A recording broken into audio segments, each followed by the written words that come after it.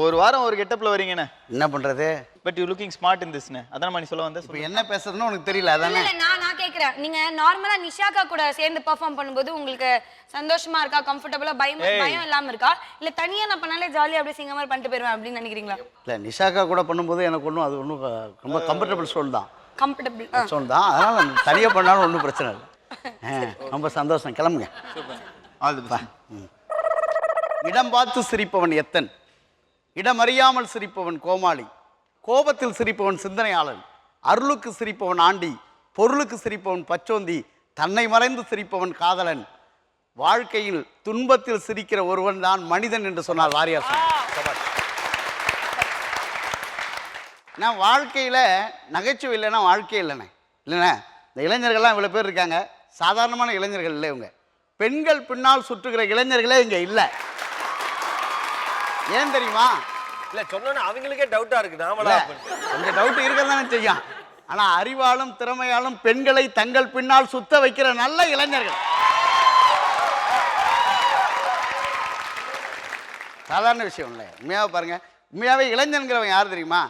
எந்த ஃபிகரும் மாட்டலையேன்னு டல்லா இருக்கிறவன் இளைஞன் இல்லை, எந்த ஃபிகர் கிட்டையும் நான் மாட்டலன்னு தில்லா இருக்கான் பாரு, அவன் தான் இளைஞன்.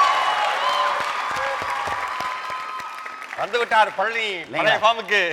காதல்ல வருகிற சந்தியாவை மட்டும் காதலிப்பவன் இல்ல, இந்தியாவையும் காதலிப்பவன்.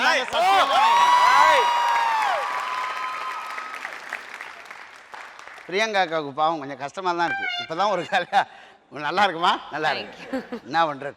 ஆனா உண்மையாவே வாழ்க்கையே நாய் பொழப்பு தான். அன்னைக்கு ரொம்ப கோபப்பட்ட. பிரியங்கா நல்லா இருமா? பாவம், வாழ்க்கையே நாய் பொழப்பு தான். இல்லண்ணே பேராசிரியரே, இல்ல நல்லா இருமான்னு சொன்னது கல்யாணத்துக்கு, அதுக்கப்புறம் வாழ்க்கை நாய் பொழப்பு தானே. உண்மைதானே? உண்மையாவே ஒரு பெரிய சந்தோஷமான விஷயம் என்னன்னா, என் மனைவிட்ட கோவம் கூட பட முடியல. அன்னைக்கெல்லாம் கோவப்பட்டு என்னடி நாய் மாதிரி கத்திட்டு இருக்க, எங்க போனேன்னா உங்களுக்கு பிஸ்கட் வாங்க தான் மாமாங்க. வீட்டை விட்டு வெளியில வரங்க, இந்த பக்கத்துல வேற ஒரு நாய் வளர்க்குறான், எப்போ பார்த்தாலும் மகேசனா என்ன பார்த்து ஓடுச்சு சொல்றவனா அப்படி இருக்கானே. எப்படி எப்படி எப்போ வர போடுறாங்க? இல்ல இல்ல எப்படி பண்ணுச்சு? எப்ப பார்த்தாலும் குலைச்சிட்டே இருக்கு. என் பொண்டாட்டியை கூப்பிட்டு கேட்டேன், ஏன்ட்டு எப்ப பார்த்தாலும் என்ன பார்த்து குலைக்குது? ஏன்னா நாய் பாசம் அவளுக்கு தான் தெரியும். நான் கூப்பிட்டு கேட்டேன், ஒன்னா சொன்ன அவர் செய்தி சொல்ற மாமா, என்னடி சொல்லுதுன்னு, 6 அறிவு உனக்கு, சோத்துக்கு நாயா அலைகிற, 5 அறிவு தான் உட்காந்து இடத்துல சாப்பாடு போடுறாங்க பாருன்னு உனக்கு சொல்லுது மாமாங்கிறாங்க. எதையுமே சொல்ல முடியல நீ வாழ்க்கையில. வாழ்க்கைங்கிறது ஒரு அருமையான விஷயம். நான் ஒரு நாள் வர்றேன், ஒரு பட்டிமன்றத்துக்கு போகணும். என் பொண்டாட்டிகிட்ட சொன்னேன், எழுப்பி விடுமா, நான் காலைல விடிய காலம் எழுப்பினா ஒரு 4 மணிக்கு எழுப்பி விடுன்னேன். எழுப்பி பார்க்குறேன், என் செல்ஃபோனில் ஒரு மெசேஜ் அனுப்பியிருக்காங்க. என் ஸ்டூடெண்ட் தான் அவன், கணபதினு பேர். எடுத்து அந்த மெசேஜை பார்த்த முதல் வரியே எனக்கு ஆனந்தம். எழுத ஆரம்பித்தான் தெரியுமா, ஐயப்பான்னா சரணம் போடு. அப்போ தான் குளிச்சுட்டு வந்து துண்டை கட்டிட்டு நிற்கிறேன். சே, முதல்ல பக்தியில் ஆரம்பிச்சிருக்கானே, ஐயப்பான்னா சரணம் போடு, முருகான்னா அரகுரா போடு, ஏழுமலையானா கோவிந்தா போடு, நீ முதல்ல டவுசரை போடுன்னு அனுப்பியிருக்கான் சார். நான் டவுசர் போடாத மாட்டான், அவனுக்கு எப்படி தெரியும்? இன்ன வரைக்கும் எனக்கு தெரியல. அவங்கள மைனூட்டா வாட்ச் பண்றா போல இருக்கு. இன்ன வரைக்கும் எனக்கு தெரியல. என் வீட்டில் ஒரு நாய் வளர்க்குறாங்க, அது எப்போதும் என்னை பார்த்து குலைச்சிது. சரி, நாய் பசியா இருக்கு பிறகுன்னு பாலை ஊற்ற போனேன், ஓடி வந்து கையை பிடிச்சிட்டாங்க.